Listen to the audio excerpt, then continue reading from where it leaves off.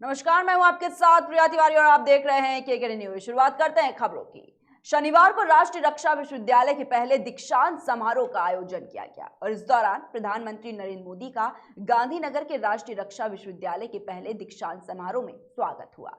समारोह में उनके साथ गृह मंत्री अमित शाह, राज्यपाल आचार्य देवव्रत और मुख्यमंत्री भूपेंद्र पटेल मौजूद रहे। साथ ही पीएम ने राष्ट्रीय रक्षा विश्वविद्यालय की इमारत का उद्घाटन भी किया। इस दौरान उनके साथ गृह मंत्री अमित शाह भी मौजूद रहे। वहीं समारोह के दौरान पीएम मोदी ने छात्रों को संबोधित भी किया। आइए आपको दिखाते हैं राष्ट्रीय रक्षा विश्वविद्यालय में प्रधानमंत्री नरेंद्र मोदी ने अपने संबोधन के दौरान क्या कुछ कहा।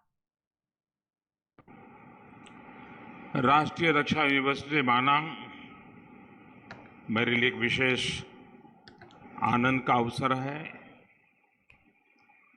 ये यूनिवर्सिटी देश भर में रक्षा के क्षेत्र में जो अपनी कैरियर बनाना चाहते हैं, और रक्षा का क्षेत्र सिर्फ यूनिफॉर्म और डंडा नहीं है, वो क्षेत्र बहुत विस्तृत है और उसमें वेल ट्रेन्ड मैन पावर ये समय की मांग है।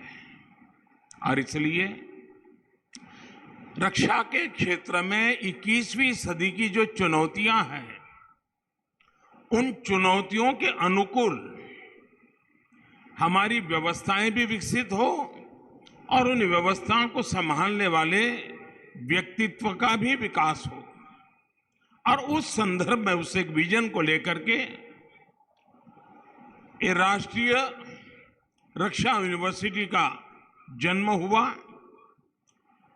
प्रारंभ में गुजरात में वो रक्षा शक्ति यूनिवर्सिटी के रूप में जानी जाती थी।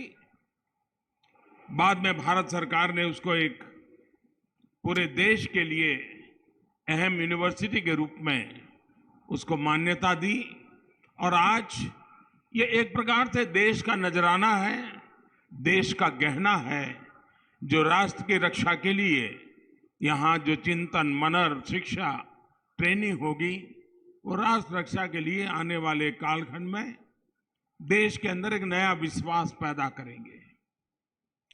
आज जो छात्र छात्रा यहाँ से पढ़ करके निकल रहे हैं, उन्हें और उनके परिवार के सदस्यों को मेरी तरफ से मैं बहुत बहुत शुभकामनाएं देता हूं। आज एक और पावन अवसर है। आज के ही दिन नमक सत्याग्रह के लिए इसी धरती से दांडी यात्रा की शुरुआत हुई थी।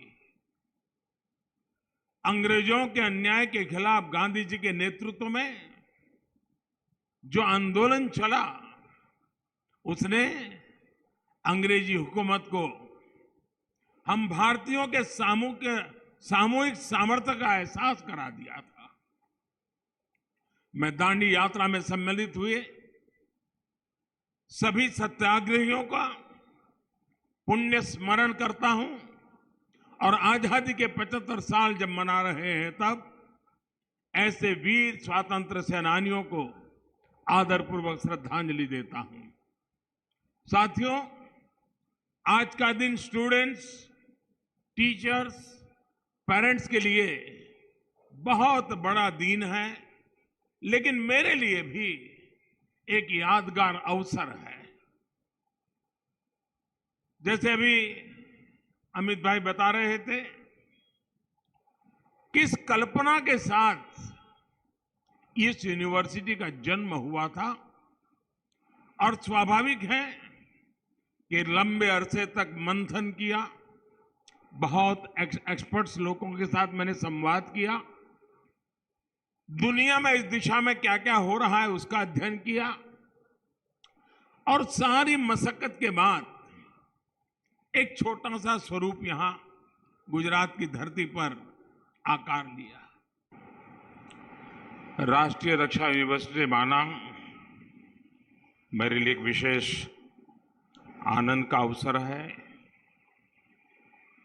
ये यूनिवर्सिटी देश भर में रक्षा के क्षेत्र में जो अपनी कैरियर बनाना चाहते हैं।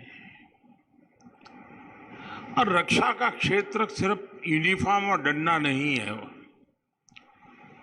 वो क्षेत्र बहुत विस्तृत है और उसमें वेल ट्रेन्ड मैन पावर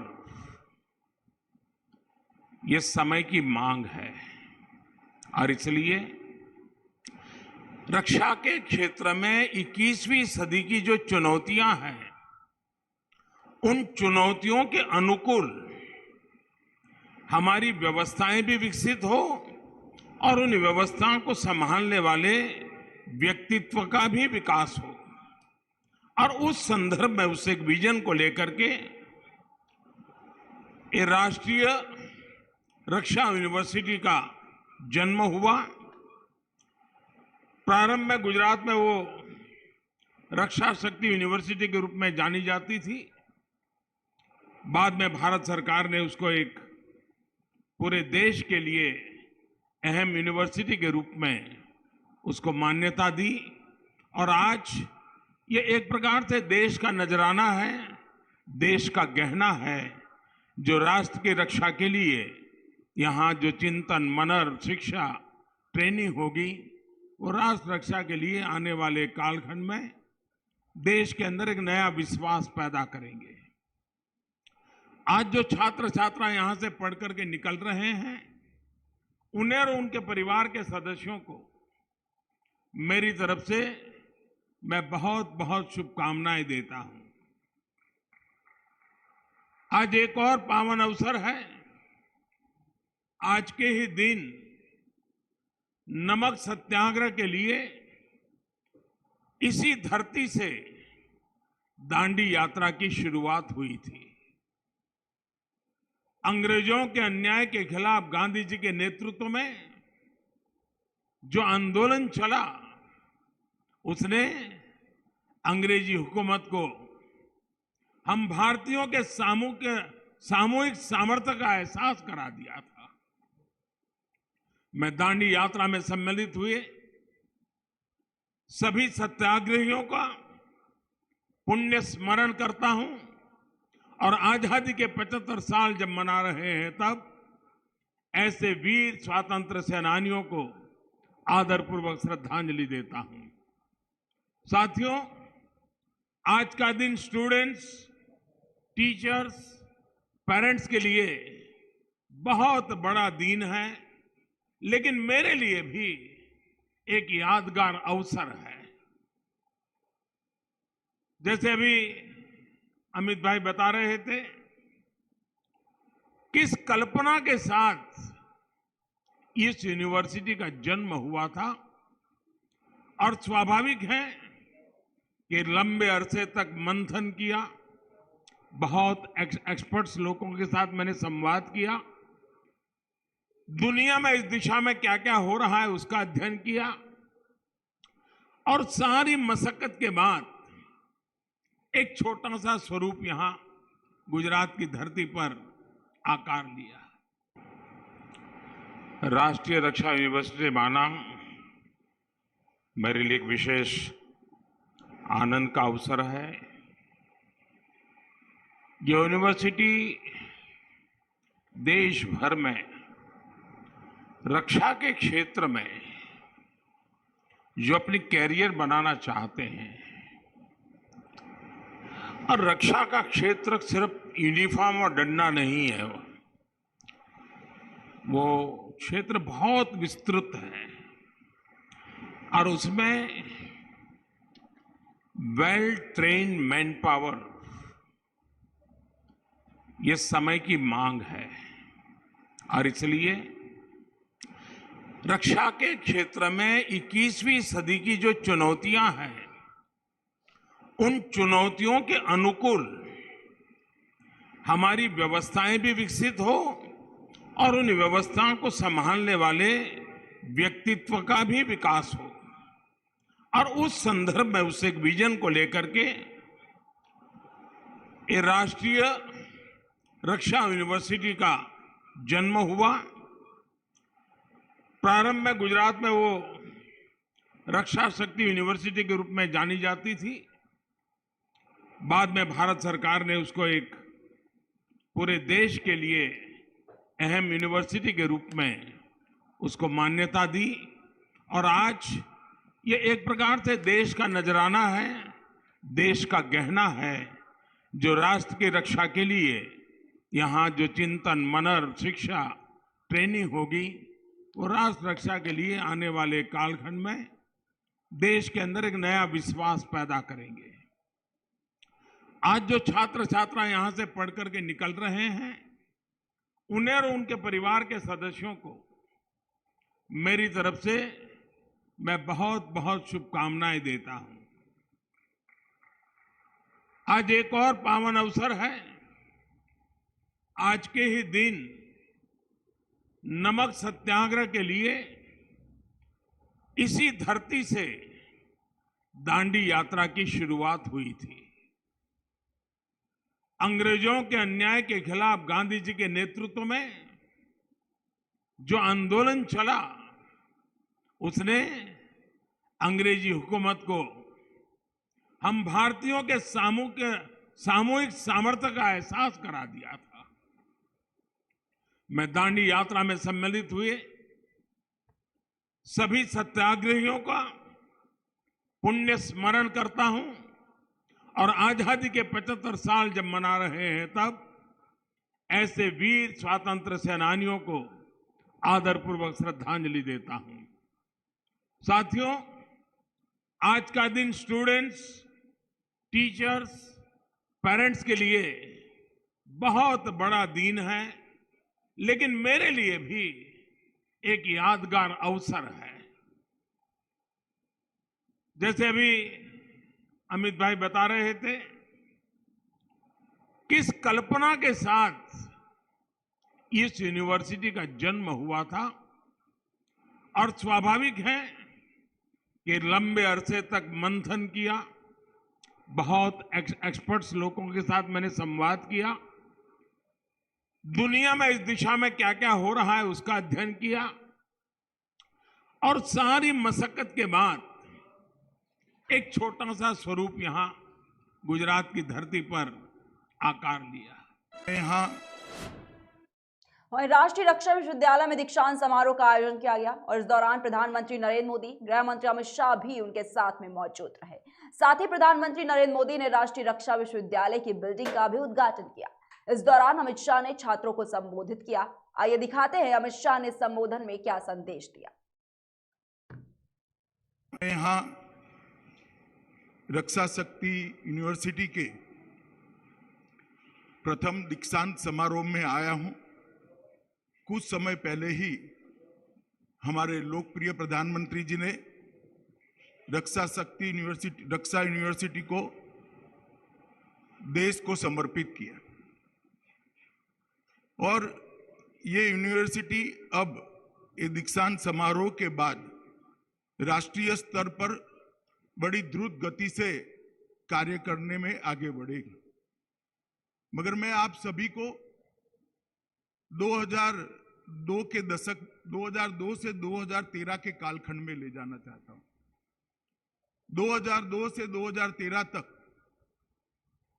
हमारे प्रधानमंत्री उस वक्त गुजरात के मुख्यमंत्री थे, और गुजरात के मुख्यमंत्री बनने के बाद उन्होंने लॉ एंड ऑर्डर को, क्योंकि हमारे संविधान में कानून और व्यवस्था राज्यों की जिम्मेदारी है, उन्होंने कानून और व्यवस्था के विषय को एक होलिस्टिक अप्रोच से नए सिरे से देखने की शुरुआत की। अंग्रेजों के समय से एक परिपाटी चली आती थी कि लॉ एंड ऑर्डर, कानून और व्यवस्था, पुलिस बल, ये सब जनता में से रोजगारी के लिए नौकरी करने वाले लोग आते थे और इसकी एक प्रकार की ट्रेनिंग से व्यवस्थापन करते थे। मोदी जी जब मुख्यमंत्री बने तब उन्होंने सबसे पहला काम किया समग्र पुलिस बल के आधुनिकीकरण का। उनके नेतृत्व में गुजरात के 100% थानों का कंप्यूटराइजेशन करने वाला गुजरात सबसे पहला राज्य बना और थानों को कंप्यूटराइज करने का काम। उसके बाद में थानों को कनेक्टिविटी से जोड़ने का काम किया और तुरंत ही उसके बाद उन्होंने एक प्रोफेशनल कंपनी हायर कर इसके लिए एक अत्याधुनिक सॉफ्टवेयर बनाया। मैं बिल्कुल गर्व के साथ कहना चाहता हूं कि वो सॉफ्टवेयर में आज भी कोई बदलाव करने की जरूरत नहीं पड़ी है और वो सॉफ्टवेयर सभी थानों में उपयोग में लाया गया। कांस्टेबल की रिक्रूटमेंट की रिक्वायरमेंट में कंप्यूटर सेवी कांस्टेबलों को अग्रता दी गई। सभी कांस्टेबल जो नौकरी में थे उनके ट्रेनिंग का एक बहुत विस्तृत कार्यक्रम चलाया गया और पूरे पुलिस बल को कंप्यूटर ऑनलाइन किया। उसके बाद में जेल और फॉरेंसिक साइंस यूनिवर्सिटी को भी, फॉरेंसिक साइंस लैब को भी इसके साथ जोड़ने का काम किया और ये 3 समाप्त होने के बाद 3 बड़े इनिशिएटिव लिए। एक सबसे अच्छी, देश में सबसे अच्छी लॉ यूनिवर्सिटी बनाने का काम हमारे उस वक्त के मुख्यमंत्री और आज के प्रधानमंत्री जी ने गुजरात के अंदर किया। गुजरात नेशनल लॉ यूनिवर्सिटी बनाई। ये रक्षा शक्ति यूनिवर्सिटी भी उसी वक्त सोची गई और इसके साथ साथ फॉरेंसिक साइंस यूनिवर्सिटी अपने आप में समग्र विश्व में फॉरेंसिक साइंस के ही विषय को पढ़ाने वाली, इस पर रिसर्च करने वाली और इसकी सारे सवालों का जवाब ढूंढने वाली university Gujarat forensic science university बनाने का काम किया। वहीं रुक करते अगली खबर की ओर। 5 राज्य में कांग्रेस की करारी हार के बाद पश्चिम बंगाल की मुख्यमंत्री ममता बनर्जी ने कांग्रेस पर निशाना साधते हुए विपक्षी दलों को एक साथ आने के लिए कहा। ममता बनर्जी ने कांग्रेस पर तंज कसते हुए कहा था कि कांग्रेस अपनी विश्वसनीयता खो रही है। ममता बनर्जी ने कहा था कि पूरे विपक्ष को मिलकर चुनाव लड़ना होगा। ममता बनर्जी के बयान के बाद कांग्रेस सांसद और लोकसभा में नेता प्रतिपक्ष अधीर रंजन चौधरी ने ममता बनर्जी पर निशाना साधा। इस दौरान अधीर रंजन चौधरी ने क्या निशाना साधा, आइए देखते हैं। पता नहीं कौन पागल कुछ कहे यार, हर पागल की बात पे जवाब दे रहे हैं, ये मैं मुनासिब नहीं समझता। आज की तारीख में सारे हिंदुस्तान में कांग्रेस के पास 700 एमएलए हैं, दीदी के पास है। आज की तारीख में हिंदुस्तान में विपक्ष की जितने वोटें हैं उसमें 20% कांग्रेस पार्टी की जेब में है, उनके पास है। ये बीजेपी को खुश करने के लिए, बीजेपी की दलाली करने के लिए, बीजेपी की पक्का एजेंट बनने के लिए ये तरह तरह की बात कर रहे हैं। जब किसी ने नहीं पूछती इनको नेशनल लेवल पे, तो अपने अहमियत को बचा के रखने के लिए तरह तरह की तर्क उठा देते हैं। कभी कहते हैं ईवीएम की चलते, कभी कहते हैं कांग्रेस की चलते। अरे तुम्हें कौन कहा कि भाई कांग्रेस की जरिए नहीं होते, तुम खुद बनाओ ना, तुम खुद प्रधानमंत्री बना के दिखाओ, कोई हर्जा नहीं। कांग्रेस से क्यों तुम टिप्पणी कर रहे हो कांग्रेस के खिलाफ?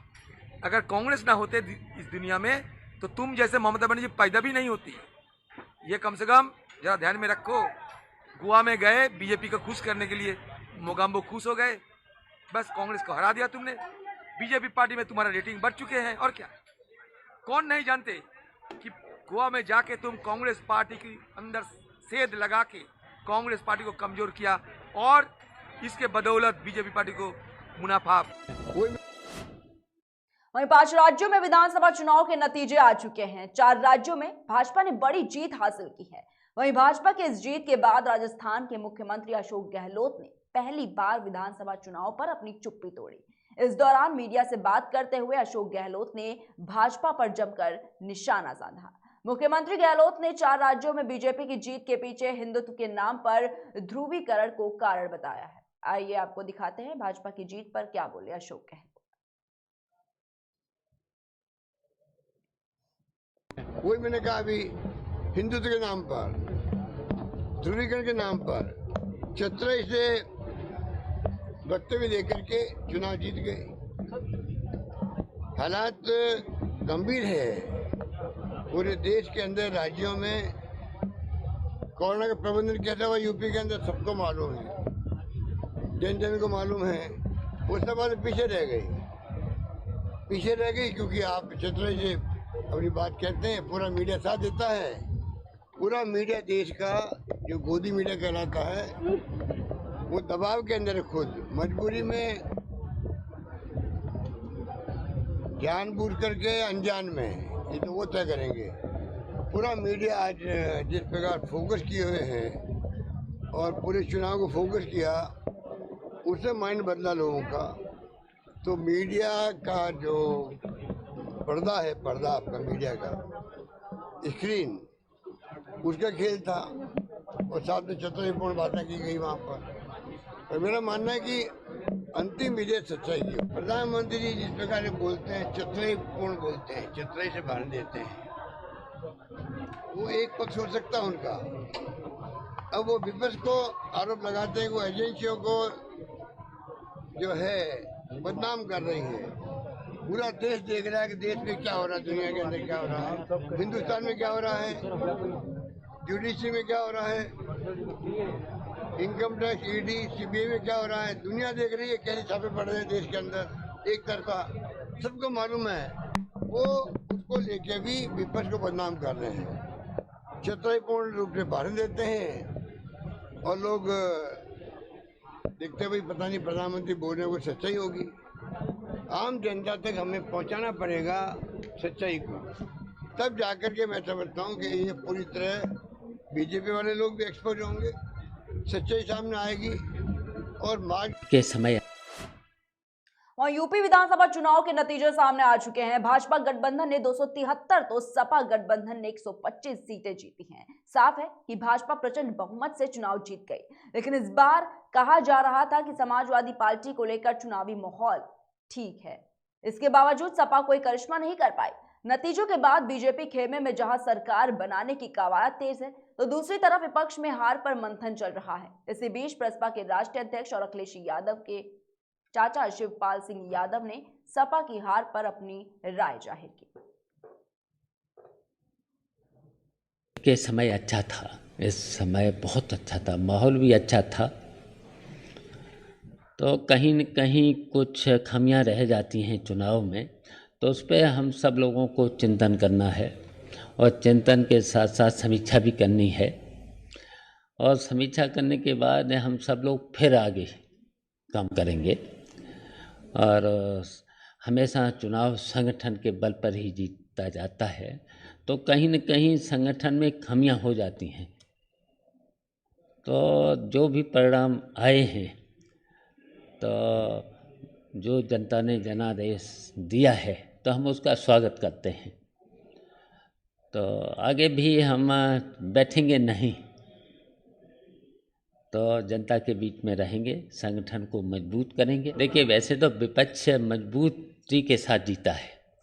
इतना बड़ा विपक्ष शायद कभी कभी मिला है, लेकिन आपकी भी मिला, वोट भी बढ़े हैं। जब हम लोगों ने देखिए सरकार 2012 में बनाई थी, तब लगभग 26% वोट था, और अब की बात तो 32% वोट है। वोट भी बढ़ा है, संख्या भी बढ़ी है जीतने वालों की। तो लेकिन माहौल ऐसा था प्रदेश में, माहौल इसलिए था कि भारतीय जनता पार्टी ने जो भी वादे किए थे पूरे तो कोई किया नहीं। जनता इस बीच में दुखी भी बहुत रही है, परेशानियां भी रही, महंगाई भी थी, बेरोजगारी थी, भ्रष्टाचार था। तो ये कहीं न कहीं खामियां रही हैं। मैंने बताया कि खामियां रही हैं। विपक्ष का फायदा बीजेपी को मिला, हम कह सकते हैं कहीं न कहीं तो देखो फायदा तो मिला ही है। फिलहाल के बुलेटिन में इतना ही। देश और दुनिया की तमाम बड़ी खबरों को देखने के लिए देखते रहिए केकेडी न्यूज।